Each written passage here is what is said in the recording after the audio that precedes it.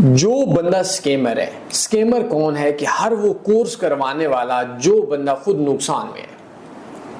आप कोर्स करवाते हैं मिसाल के तौर पर ड्राइविंग का और आपको ड्राइविंग नहीं आती, उसकी कम से कम 10 साल सजा रखते। जितने ट्रेडिंग के यूट्यूबर्स हैं ना, जितने ट्रेडिंग के यूट्यूबर्स हैं, कोर्स वाले हैं, सिग्नल्स वाले जितने भी हैं, इन सब को पकड़ कर इनको बोलें 2 साल के इन्वेस्टर पासवर्ड दे दें। वो खुद नफा के अंदर है, सबको छोड़ दें, उनको सैलरीज दें और सिखाएं।